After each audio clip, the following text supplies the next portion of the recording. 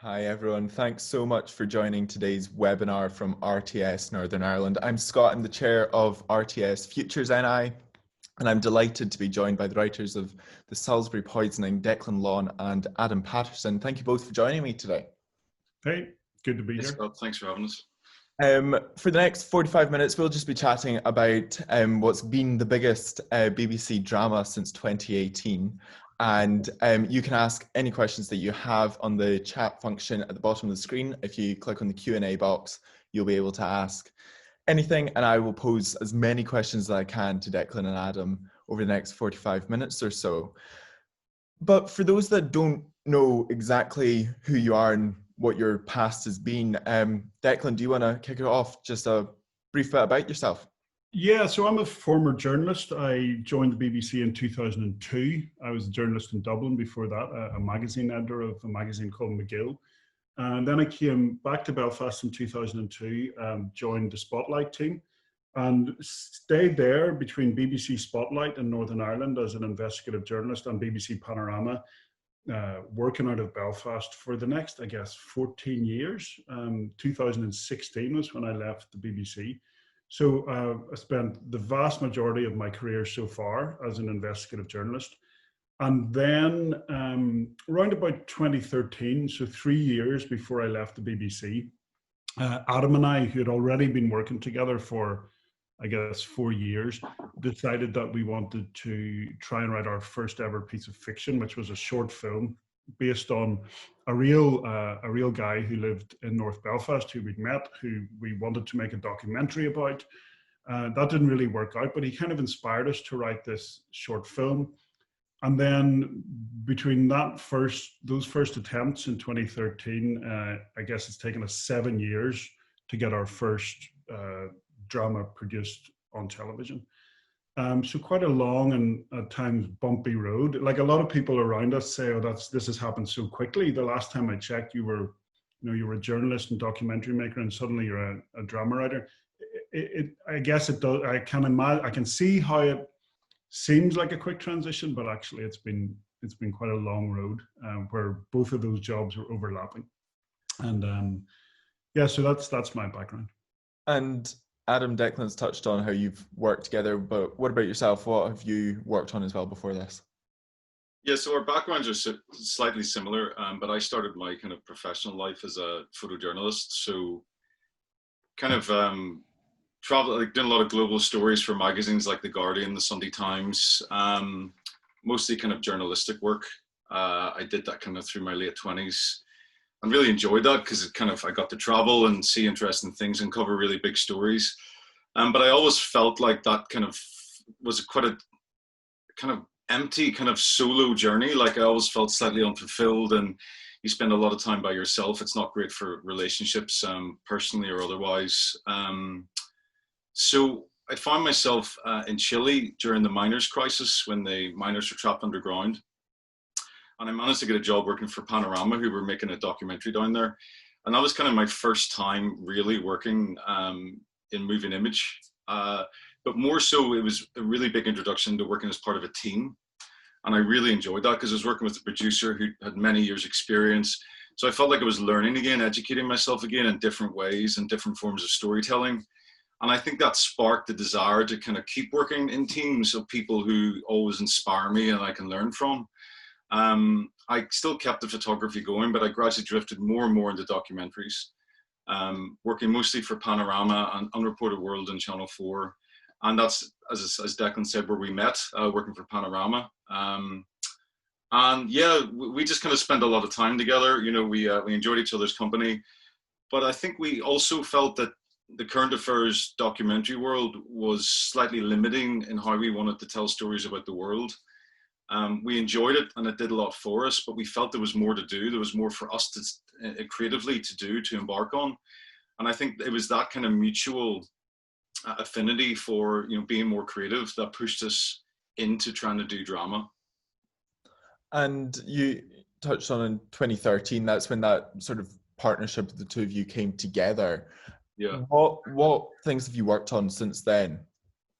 So yeah, 2013, we sat at Adam's kitchen table trying to write a short film script without really knowing anything about what we were doing. And since then, there's been loads of projects that we have had in development. So when it comes to writing television drama, there's various stages to it.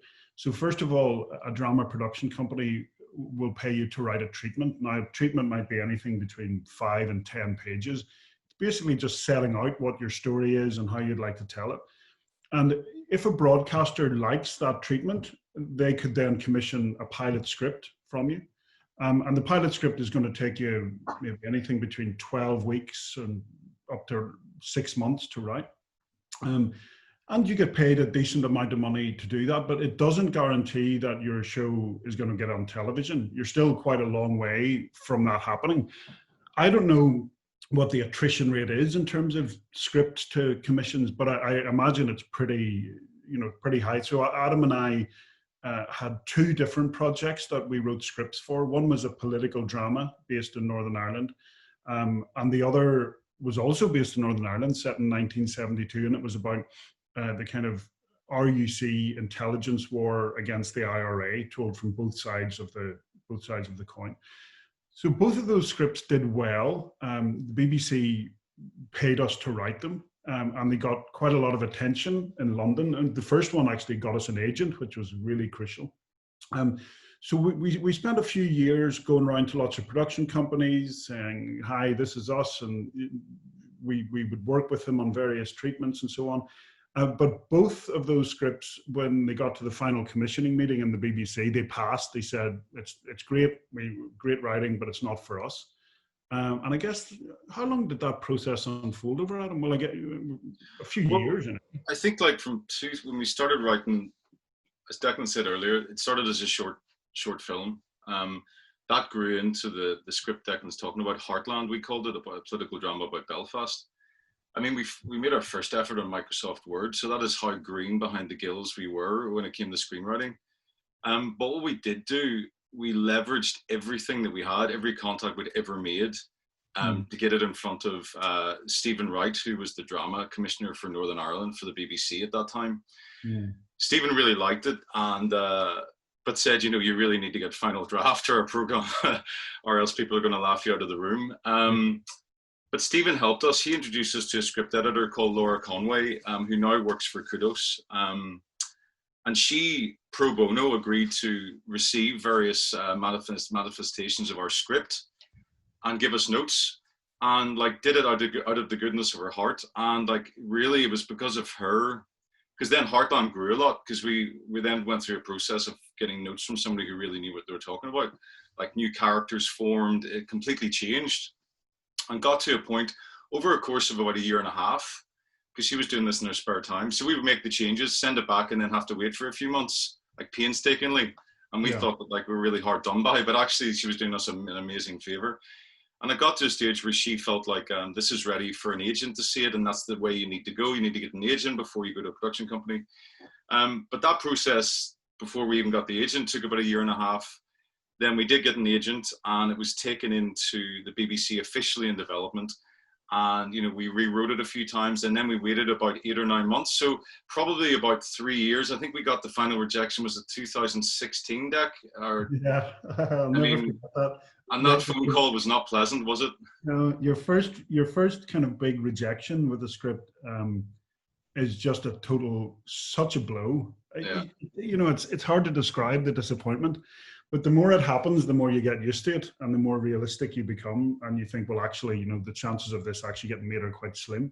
So when the Salisbury Poisonings was commissioned, I guess we weren't expecting it to be. We were kind of long enough in the tooth, and we'd had so many things at the final stage that we thought, well, we know the BBC like our writing, but we've been here before. So if they say no, we'll take it on the chin.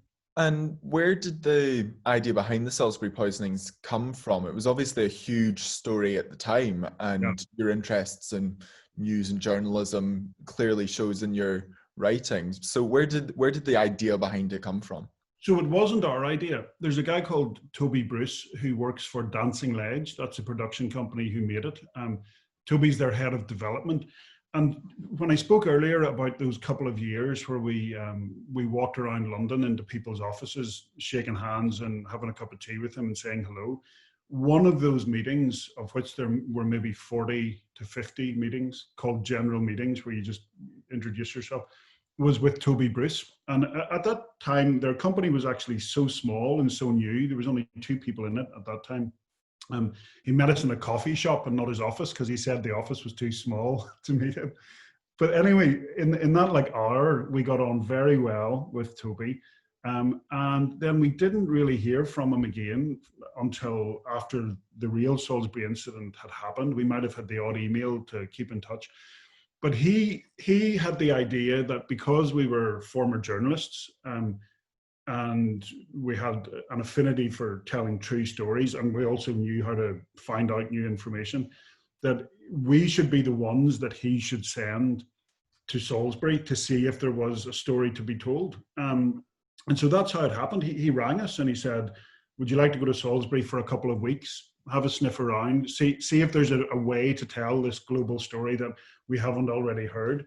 And that is how we ended up, that's how we ended up in Salisbury. Yeah. And I mean, I would just add to that, you know, to be really transparent, we weren't sure if it was a good idea to go down, and we weren't sure. There'd been the world's attention had been in Salisbury for almost a year, and we were going down there kind of 2 or 3 months after Don Sturgis had died. You know, the city was still very raw for one thing, but there'd been so much there'd been so much saturation of news media imagery on it that we thought, you know, why are we going there? Everybody knows the story, which is like a wonderful thing to say now, because we felt that we were able to eventually find something that not many people knew at all.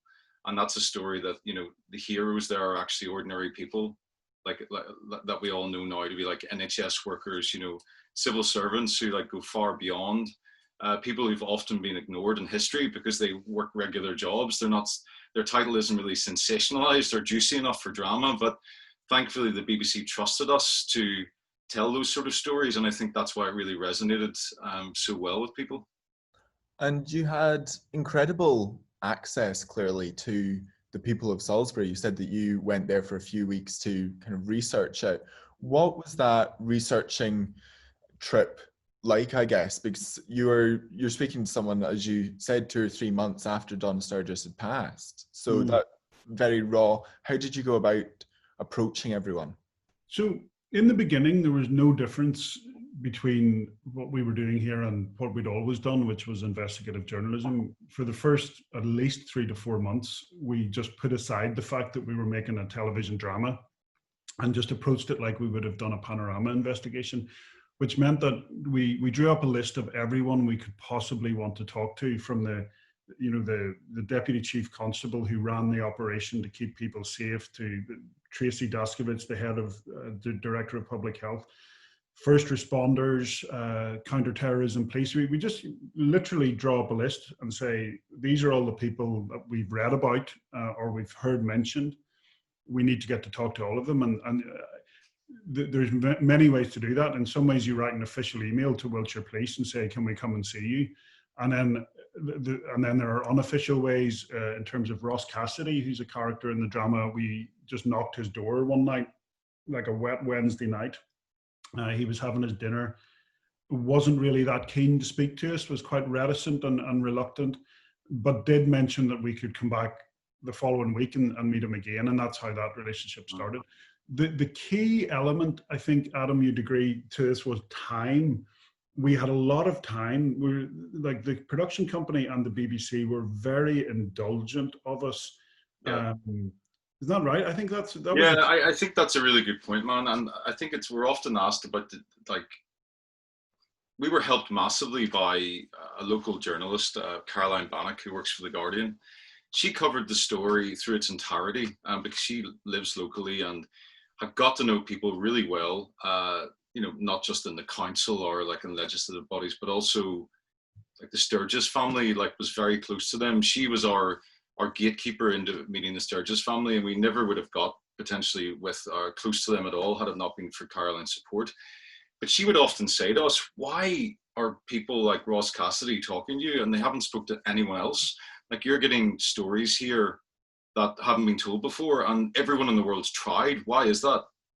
Now, we obviously said it's probably our Irish accents and our tap dancing capabilities, but when she laughed that off, the reality is that we had time. We were able to say to people, this is a big ask. You're going to be putting your life out there for the world to judge. It's going to change your life, and we can't tell you exactly how it's going to do that. And you're going to have to trust us, people you don't know. So we're not going to call you and ask you if you made your mind up. It's up to you to get back to us. Now, when you're making documentaries, typically the way it works is now there's always a massive ticking clock, and probably for drama there often is too, but in this project we were, as Declan says, afforded the time, you know, to recruit people properly.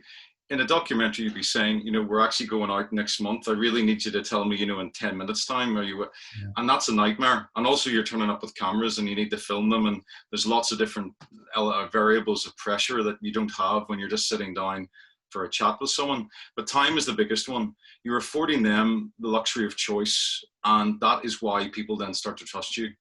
And not only that, but through the whole process you collaborate with them. You don't take their testimony and run away and try to make the best representation of them you can. You do that, but then you return and say, am I close? You're not giving them veto rights over things you're writing, but at the end of the day you're representing them. So having them beside you is the strongest asset you could ever have in trying to represent them. Yeah. So I think for those few reasons, that's why people opened up to us. But I mean, we were there on and off for months and months and months. It was a lot of work. And was that all before even getting the green light from the BBC that this is definitely going to be something that we'll be putting on screens? Yeah, totally. Like they paid us to research it for several months, 6 months, maybe 7 months. So they paid us to research it without any guarantee whatsoever that it would be greenlit. And in the end, it was greenlit based on the research in a verbal pitch in the BBC to the head of drama, the head of BBC Two, because it was originally a BBC Two show, and our commissioner, Lucy. And we had all of the information in a big treatment. It was like 50 pages of information. But they said, look, let's just put the treatment to one side. Just talk to us about these people in this show and what you want to do. So we did that for about an hour and a half. And the next day we found out that they'd greenlit it without a script, which was highly, highly unusual. But they trusted the producers.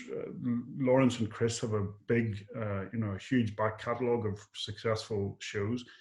And also we had 2 other scripts that got to the final stage with the BBC. So they knew we could write, they knew we knew how to structure drama and how drama writing works. So it wasn't a complete shot in the dark, but it was still pretty remarkable, leap for them, I think. And it's one of those things you're saying that you're telling people's stories, but on their terms. It's not as a documentary going in with a camera in their face.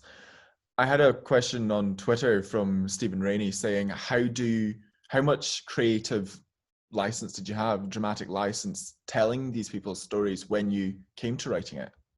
Well, I'll start this one, Adam, and then you take over. But basically, that's probably the most fundamental question of factual drama. To what extent can you use dramatic license? Because all drama, whether it's theatre or screenplays, have a set of rules. You can write to a 3-act structure or a 5-act structure, but there are things that have to happen, and there has to be conflict, and it has to be resolved, and you have to have an A story, a B story, and a C story. So what you have to do as a factual dramatist is integrate real life, which is often messy, and the quite prescribed, preordained rules of television drama.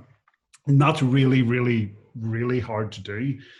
And it takes a long time to do it. Basically, we were blessed in a sense on this show in that what had happened, what unfolded, was in itself inherently dramatic. There was lots of conflict, there was lots of chaos. It felt a bit like the movie Jaws. You have this invisible threat taking over a small town, and so it did lend itself to drama. But but of it, so we put a lot of work into making sure that, say, factually we were right, and I think factually we are right in almost everything. But say, for example, here's a good example, right? We chose Tracy Daskovich, the director of public health, as one of our main heroines. She's an amazing character in real life. She's brilliant. But as soon as you choose one person out of a big group who were in that room, you are editing reality. As soon as you choose a protagonist, you're leaving out 100 other protagonists. You're leaving out 100 other interpretations of the story. So just in doing something as elementary as that, you are you're not changing reality. You're not going out of your way to misrepresent things. But you're telling a story that excludes so many other stories, and it's such a challenge. What's your take on it? No, I think that's right. I mean, Tracy was part, as she says herself, and will continue to say herself, at the first chance, every chance she gets, she was just part of a team of people. But you can't have 10 main characters doing the same job in a drama. It just doesn't work. We chose Tracy because we went into a meeting with her, and her story was amazing. But she was open to giving us emotional context of private family life. Now, she hadn't promised we could use it yet at that stage, but the potential was there. There was the signs of someone who's willing to give us the whole picture, not just the professional face, but the personal difficulties she went through. That's quite rare. People often safeguard naturally to protect yourself because vulnerability is a difficult thing to show. But her story was remarkable, and we just felt like we walked out of that meeting, Declan and I looked at each other and said, that's the story. That's a story I've never heard from Salisbury. That's a story this world needs. It's a story of, she's the sort of people that is the glue binding society back together when everyone else is turning apart, and that needs to be told now. So, but as Declan says, there's a choice there. But there's other things along the way. You know, the events played out, you know, over a period of 8 months. We've got 3 hours to tell it. Yeah. So another example is, you know, some of the events that seem to happen very sequentially day after day, maybe played out over a few weeks, but you just have to, you know, find a way to break it down, and you have to condense. And sometimes that is shifting reality again. But what I would say was, if we were going to change something of any kind of substance, our rule was that if it had to be changed, we would go to the real people and say, we're thinking about making this handbrake turn here. Does that still sit well with you? And if it didn't, we would take their notes very, very seriously and really consider whether that was something we could do. Yeah, and the best yardstick at the end of the day is that all of those real people who are in it watched the show a couple of months before it went on air and said, yeah, that's basically what happened. It's not always literally what happened, but it is essentially that's what happened. And so as soon as we had their sign off on that, we thought, well, okay, you know, ethically we're in a good place here. And, you know, we brought scripts down to them. They read the scripts before it went into production. They came to set. The actors that played them went and spent time with them. And, you know, and then they were shown cuts of the film before they were locked. And all along that process, notes are being taken from them, which, you know, as a creative person takes, I'm not just speaking of us, by the way, in terms of the BBC and the production company, that's a brave way to go forward. But I think in factual drama, that is the way to do it. If you're going to do it right, you need to be respectful of the fact you're representing real people. And events that have only happened 2 years ago, like this is so recent. There's still legal proceedings going ahead. There's an active investigation. You know, there's all these things happening. You know, you're playing with real representation. You have to be very careful. But I remember, Scott, when I was teaching your class at Queen's a couple of years ago, I was saying that being a documentary filmmaker, but the same goes for factual drama, is it's one of, you're the custodian of someone's identity, right? In terms of how the world sees them and how they see themselves. It's not as important as open heart surgery, but it is super, super important to people. You know, apart from their health, there are not too many other things that people care about more than their identity and how the world sees them. And to be the custodian of that, whether you're making a documentary or a factual drama, is an unbelievably massive responsibility that Adam and I used to feel feel all the time. I mean, even after this was greenlit, I remember we sat and had dinner in Salisbury one night, and of course we were partly elated that we were finally getting the show on TV, but also we were a bit subdued at the same time, weren't we? We were thinking, this is such a huge responsibility. How are we going to do justice to these people and their stories? Yeah, that's a very difficult thing to explain, because you're euphoric. You've got your first drama commission, but very quickly the burden, the weight of responsibility falls down upon you. Yeah. And, you know, I'll touch a bit now into why it's better as a team to share that. I can't imagine sharing that responsibility for all those people in Salisbury alone, and that's one project we're working on, by myself. It's much easier to sit down with your mate, have a meal and say, right, are we both feeling the same about this? Is it good? Are we good to progress? You know, going into meetings, you know, is this the right thing to talk about this person? Should we pull back in that? And that's it. And that's obviously outside of even the scripting process and all that. You just, like, if you've got someone that you would go to battle with, who you really trust, whose intuitions and instincts and kind of emotional makeup is similar to yours, it's such an asset in terms of making decisions, and also dealing with difficulty through the team process.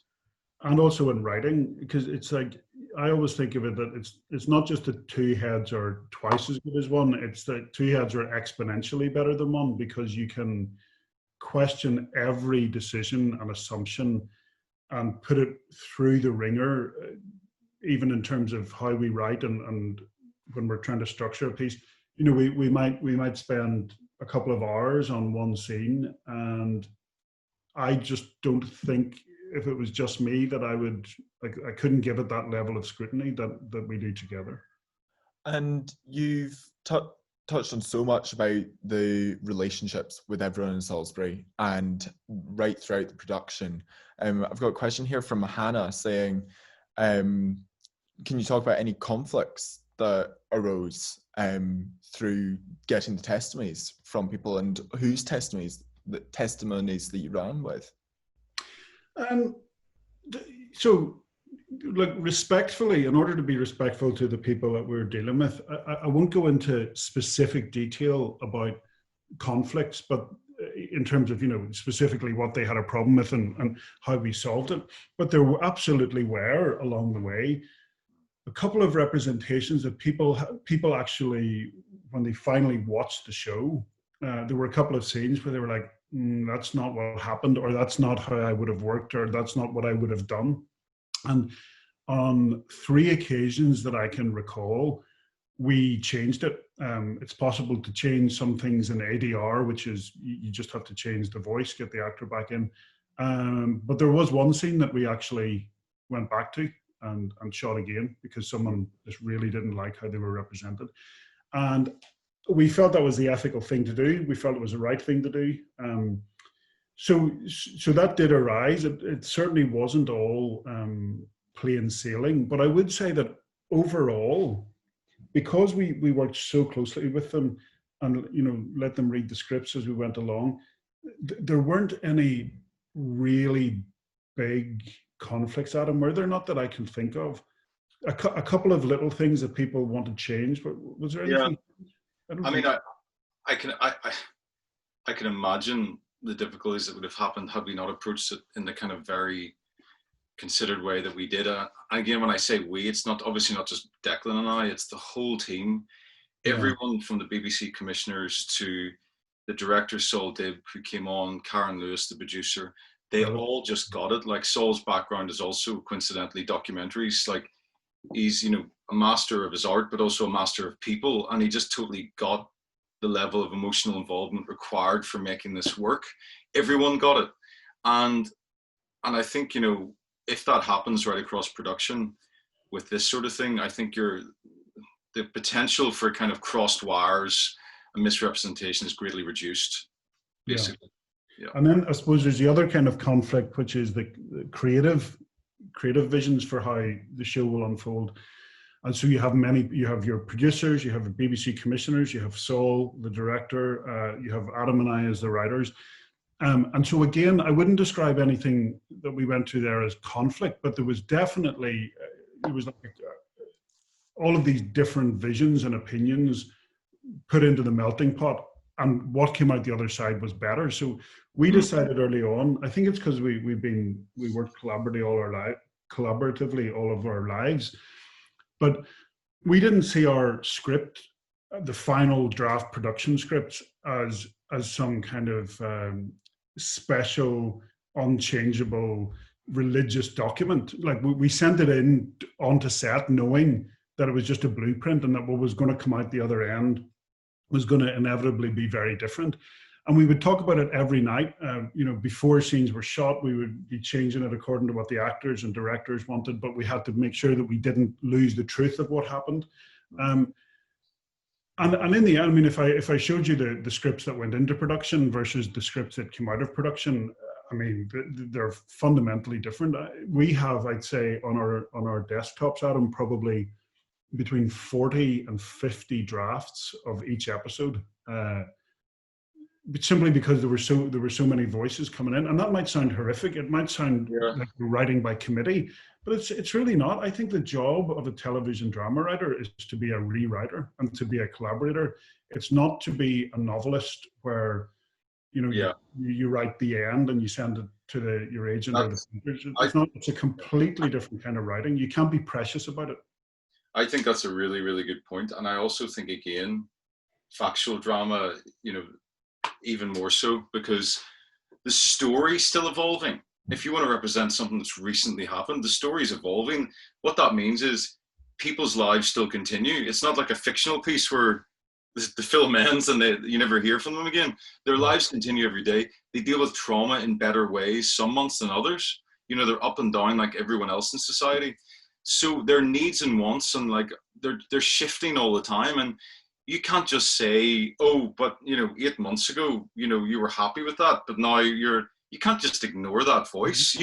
And that's part of redrafting. You got to keep. It's always a live thing, and a lot of those, like how many of those redrafts happened after production started? Like so many. Well, that's what I'm saying. It's like every night during the shoot, we would be rewriting scenes for various reasons. And the other thing that Adam mentioned there about relationships and people having ongoing trauma, I mean, our relationships with everyone in it, Ross and Mo and Tracy and the Baileys, have not ended, and I don't think will end. It's a kind of mutual commitment that continues much farther beyond the piece being broadcast. Like I was speaking to Nick Bailey yesterday, and I was speaking to Ross Cassidy on Saturday, and we're going to go and visit them as soon as it's feasible to do so, maybe in the autumn, COVID depending. But the point is that they took such a leap of faith to trust us with their stories, that I think we will always be friends with them. I can't imagine losing touch with them at this point. I've had so many questions coming in from people watching. First of all, from Andy, were there any individuals who were cautious about being featured and not really willing to share their story, namely Charlie Rowley and Don's family? So the Sturgis family, as Adam said, Caroline Bannock, who is our kind of the person who introduced us to a lot of these people, she had done some pieces with them before, and the Sturgis family were initially skeptical, and so was everyone who's in the piece. In the beginning, the first couple of meetings, they were skeptical. And what the Sturgises were skeptical about was that they felt their daughter had been misrepresented and caricatured in the national media as a drug addict, which she wasn't, as a person who was homeless, which she wasn't. She absolutely did have alcohol addiction problems, but she had made some great steps in the last year of her life towards getting that under control. So they had seen this caricature of their daughter in the national press, and here were two guys landing on their doorstep with Caroline, who's still a journalist, wanting to tell their story again, and they were just like absolutely understandably uncertain about that. They felt that enough damage had been done. So obviously we said, look, let's just talk for a few weeks and you tell us your version of the story. A lot of this introductory stuff was done through Caroline because they trusted her. You know, we were nowhere near them at this stage. Yeah. And that came, we were slowly introduced, Dec, weren't we? Just through. And it took a lot of time. But again, that is a good example of, I mean, the Bailey family were skeptical. As I've already mentioned, Ross Cassidy pretty much said he wouldn't do it, but just invited us back the week after. So yeah, a lot of people didn't. And then were there other people, Adam? Were there people who we wanted to put in it but didn't? Yeah, there was people who we wanted, and again, out of respect for real people, we can't really say, but there was people who wanted to be in it, but their work, their kind of the professional kind of makeup wouldn't let them. Yeah, I mean, we did. And some of these people were disappointed because they felt that their story was also really important, and we agreed, but because of who they worked for, we just couldn't take it forward. They couldn't backdoor their employer essentially, and we wouldn't ask them to. Yeah, so that was frustrating. But I think pretty much though, Dec, almost everyone else eventually agreed. Yeah. You know, when the project gathered pace, being for the BBC really helps. It's a brand that people do trust. That's true, yeah. And I think, you know, just because we kept returning to Salisbury and we were always there if people wanted to talk to us, you know, so over time, you know, people in Salisbury started to get to know about this BBC drama that was being made. And that helps, all of that helps, that continued commitment to something, to that place, to keep going back there. All that helps when you're trying to bring people over the line and getting them to tell their kind of testimony to you. There's so many questions for the last 10 minutes, so I'm going to throw them between each one of you. We'll keep our answers shorter this time. I've got one from we're rambling. I've got one from Sarah saying, at what point was the script no longer yours? I.e., later on down the line, does it become property of the producer, director, commissioner? How does that process work? Who wants to take that one? Well, I'll start with that one. So it's quite simple. Once you kind of sign up to write a pilot script and you take the money to write it, then the script is the property of the producer in the context of the legal contract that you've got. So there's all sorts of clauses in terms of how various people will earn money if it gets made and residual fees and all that. But yeah, once you put your name on the paper, it's legally, it's not really yours anymore. You have rights, but they're the rights in the contract. And I would just add to that if you pick the right team to work with, you don't think so much about the script being your property. You think about it being part of the team. And that's really where the good stuff happens. Yeah. It's really great to hear how team orientated this full production clearly was.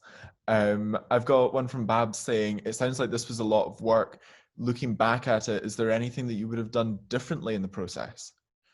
Adam, I'll start with you.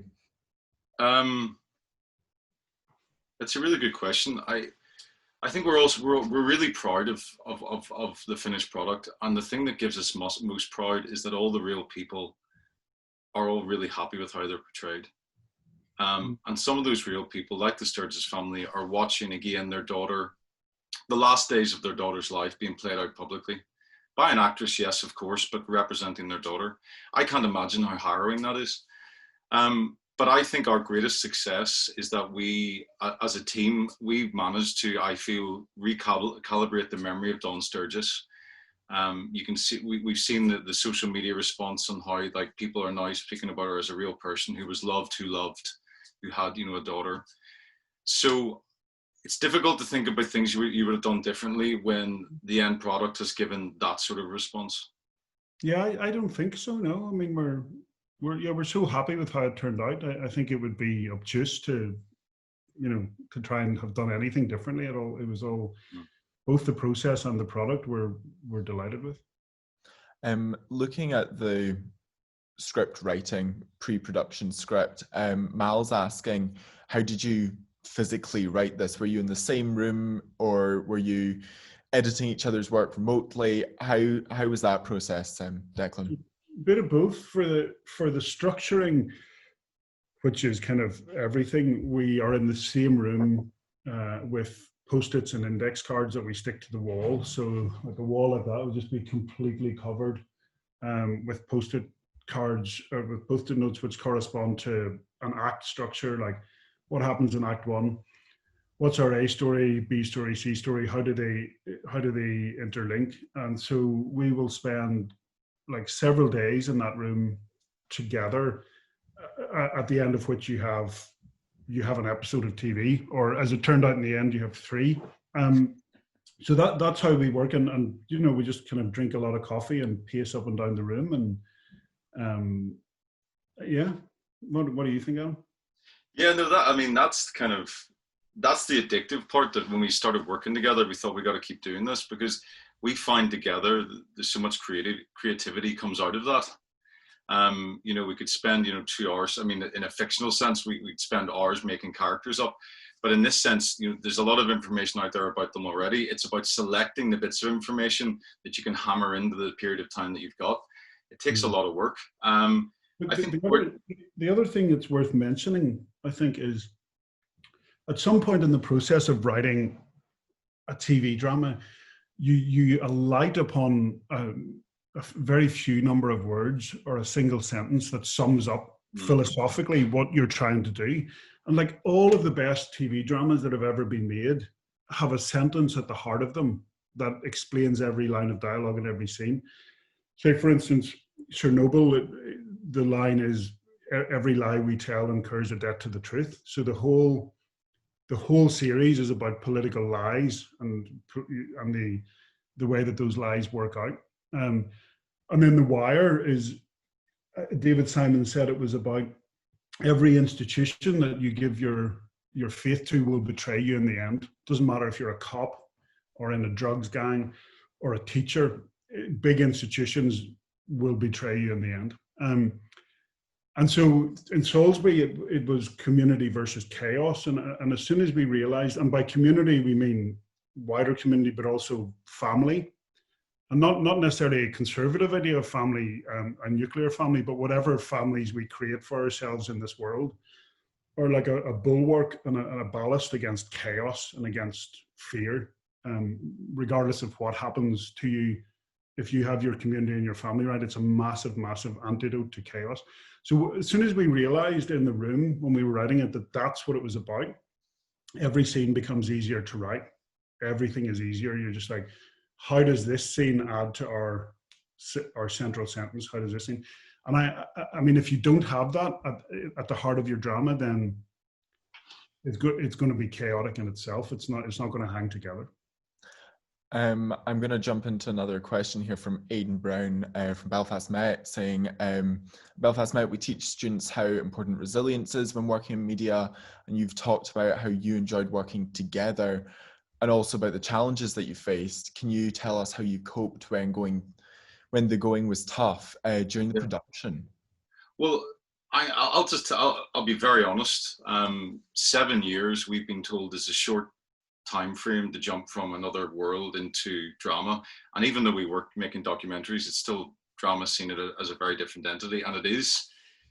But I would say, you know, as late as, even though we'd had scripts in development in the BBC, as late as early 2018, Declan and I sat, I remember, I actually literally tell the story. We sat in a coffee shop in a kind of rainy, depressing January afternoon. He had just applied for a job, another full-time job, a journalistic job. I just applied for a visa for the States to work, to direct commercials.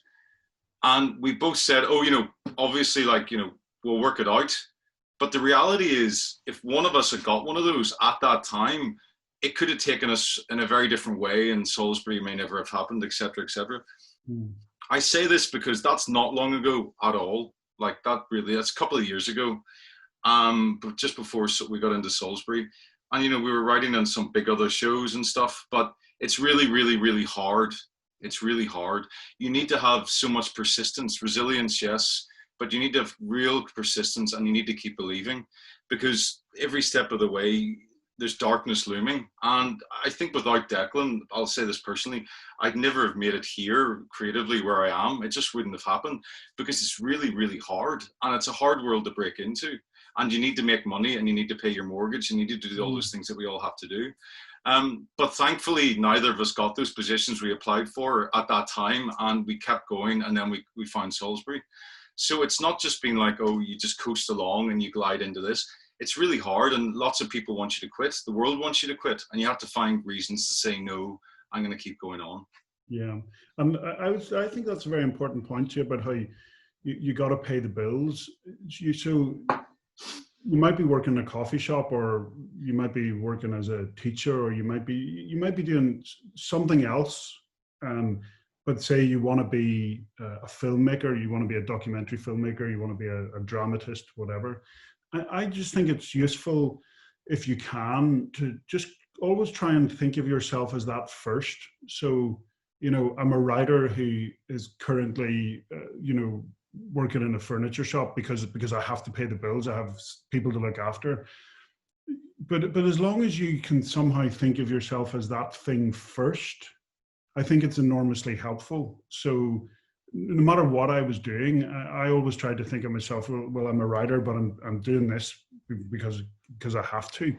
And I think it's just good to hang on to that if you can. Think of yourself as a writer first, if you can. I'm going to take 2 more questions before we wrap this up. I've had a couple of questions come in about the Scruples, and did you try and approach them? And there's one saying, was there a security issue around including them in the drama? Well, yeah, we're fully aware that, you know, an attempt had to be made to at least let them know that this was happening, because even though they're featured, you know, in a small way, it's obviously very important that they were aware of that. So, as Declan was saying earlier, we, you know, wrote a letter to Counterterrorism, New Scotland Yard, and we went to see them, and we went to see them quite a few times. And they... Yeah, not the Scribbles, but the oh, sorry. Yeah, we went to see the counterterrorism officers who were running the case to make sure that we, you know, we weren't writing stuff in the drama that would have legally compromised the investigation. And they agreed to let the Scribbles know that we were doing this. But I mean, we never had any direct contact with them ourselves. Yeah, we had no direct contact, only indirect contact. And the last question, I think this is a really nice one from Stacey, saying, what is your #1 tip for young screenwriters trying to get into the industry? How do you get your script made / televised? I would just say, don't consider rejection to be rejection of you. Don't take it personally, because there are so many factors at play in someone rejecting your script, whether it's a play or a screenplay. It could be the subject matter. It could be the kind of style of drama you're writing. It could be for financial reasons. You could have written a period piece, which is just too expensive to put on. So the one thing that I think we've learned is that first rejection felt like a terrible personal blow. And it took Adam and I weeks, if not months, to come to terms with it, and to get back on the horse and start writing again. But now I see, like, even now we've got a few ideas in with various broadcasters and places. And if someone contacted me this afternoon and said, look, that film or that show isn't going ahead, it would now at this point be water off a duck's back. And that is because it's not personal. Don't take rejection personally. Believe in what you're doing. Consider yourself to be a writer or director, regardless of what else you happen to be doing in your life. But yeah. You know, it's not personal. It's not about you. So just continue. Yeah. Get rejected and do something else. Start again. I'll just say one other thing as well. It may not happen when you want it to. That's the other thing. You know, Declan. You know, I'll say your age, Declan, because you're older than me. Declan's 43 and I'm 38. We've had different lives before this. You're my age. I always just want to remind people you're older. You know, we've had different lives before this, but they weren't wasted. We learned a lot about the world through journalism, and you know, in many jobs you can do that. We learned about how people are, their kind of emotional makeup, and that when it comes to representing people then in drama, I feel like we have an understanding that is very useful. So we weren't drama writers then, but the training that our previous world, that our life then gave us, has really stood by us now. So it didn't happen in our 20s, it's happened now. And I'll go back to that earlier word that I said, persistence is the key thing that will get you there eventually. Yeah. Yeah. I warned Adam and Declan before we started this that my sister was expecting a package. So if you heard the bell ringing there, that's what was trying to get delivered there. Well, thank you both so much. If anyone wants more information about RTS and the events that we're putting on in Northern Ireland and across the UK, please visit the website rts.org.uk and find us on social media at RTS_media and at RTS_NI. Thank you so much for joining today, and thank you again to Adam and Declan. Thanks, Scott. Cheers, guys. Thanks, Scott.